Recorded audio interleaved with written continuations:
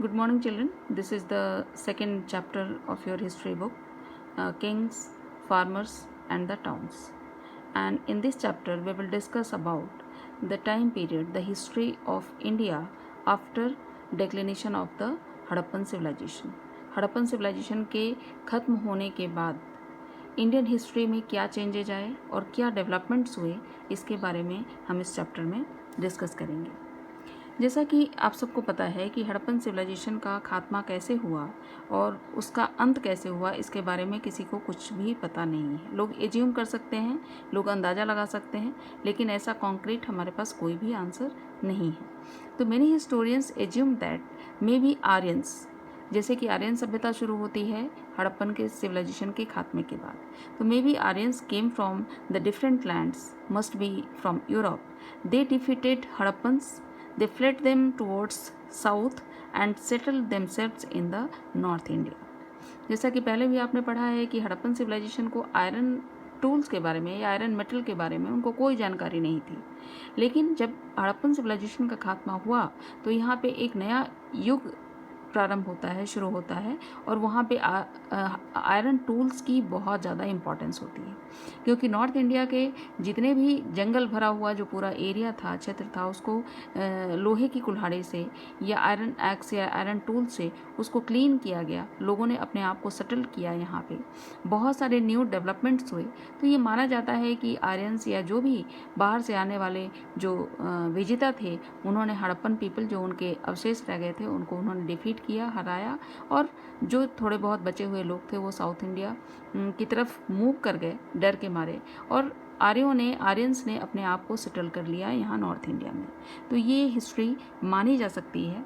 तो मैप के बारे में हम बाद में डिस्कस करेंगे, but there were several developments in different parts of the subcontinent during the long span of 1500 years following the end of the Harappan civilization. As we discussed about the 2000 BCE and 1800 BCE, there was a declination seemed in the lifestyle of Harappans. So from 2000 to 600 BCE, some evidence and some developments were there in Indian history. So Rig Veda was composed by people living along the Indus and its tributaries, and in this long span of 1500 years, the most important work was done by the Aryans, that was the composition of the Vedas. 4 वेदों की रचना हुई, और ये माना जाता है कि जो आर्यंस आए थे बाहर से, उन्होंने यहाँ सेटल किया अपने आप को, और उन्होंने सबसे महत्वपूर्ण काम किया वेदों की रचना। Agricultural settlements emerged in many parts of the subcontinent, including North India, the Deccan Plateau and parts of Karnataka. बहुत सारे एग्रीकल्चरल सेटलमेंट्स हमें देखने को मिलते हैं इंडिया के पूरे सारे एरिया में। Besides there is evidence of pastoral population in the Deccan and further south में भी, नॉर्थ इंडिया में भी और डेक्कन में भी हमें पास्टोरल लाइवलीहुड के बहुत सारे एविडेंस देखने को मिलते हैं। सबसे जो इम्पॉर्टेंट बात है यहाँ कि new modes of disposal of the dead. अब इस पीरियड में जो सबसे महत्वपूर्ण एविडेंस हमें देखने को मिलता है वो है disposal of the dead. As you remember, in the class 6th you have read about the megalith. Megalith एक वर्ड आया था क्लास 6 के एक चैप्टर में।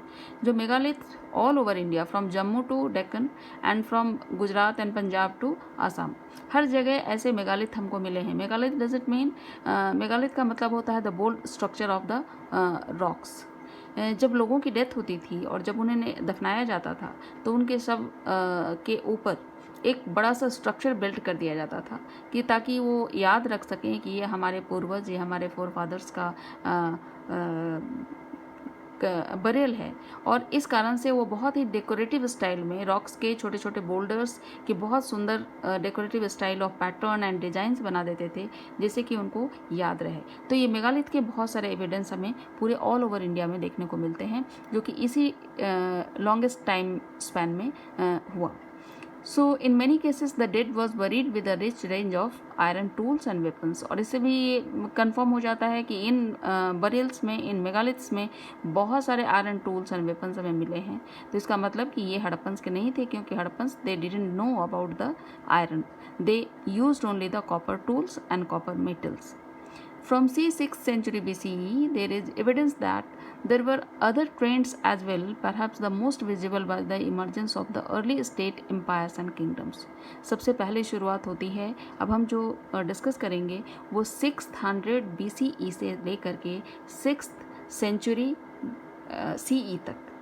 BC before common era, CE common era, तो 6th सेंचुरी BCE से लेकर के 6th सेंचुरी CE 1000 ईयर्स का हिस्ट्री हम इस चैप्टर में डिस्कस करने वाले हैं, starting from the 6th century BCE and ending to the 6th century CE। और जो सबसे इम्पॉर्टेंट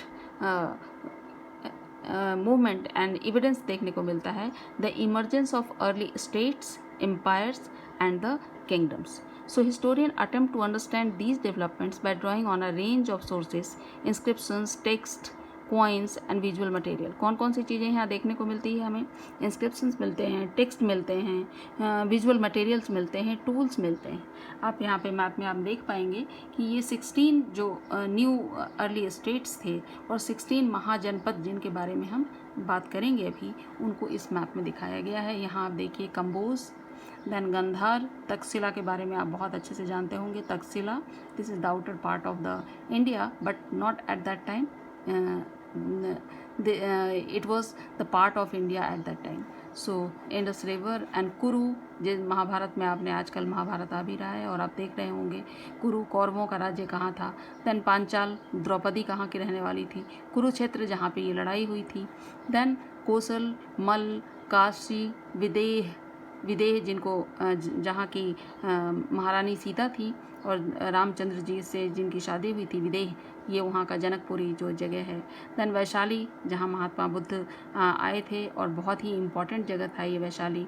चंपा, देन अंग देश, जहाँ कर्ण को दुर्योधन ने अंग देश का राजा बना दिया था। देन पाटलिपुत्र, आजकल के समय में जिसको पटना माना जाता है। अयोध्या, जहाँ बहुत दिनों से ये बहुत ही बर्निंग इशू था अयोध्या के बारे में। देन कौशाम्बी, बत्स, चेदी, उज्जैनी के बारे में आप बहुत अच्छे से जानते होंगे, and the some important places of the Deccan plateau. So these 16 janapada का मतलब होता है वो बहुत सारे व्यक्ति जहाँ रहते हैं, एक फिक्स्ड एरिया कुछ लोगों के रहने के लिए, दैट इज़ जनपद। तो ये 16 जनपद जो थे बहुत ही इम्पॉर्टेंट जनपद थे और ये एक अच्छा पोजीशन इन्होंने ले ली थी, एक्वायर किया था। ये बहुत स्ट्रॉन्ग थे, इनके जो राजा थे वो बहुत स्ट्रॉन्ग थे और अपनी एरिया को, अपने कैपिटल को पूरी तरह से फोर्टिफिकेशन करके और एक स्ट्रॉन्ग उन्होंने अपनी स्टेबिलिटी बना ली थी। तो अभी अगले वीडियो में हम लोग डिस्कस करेंगे इसके बारे में। In this video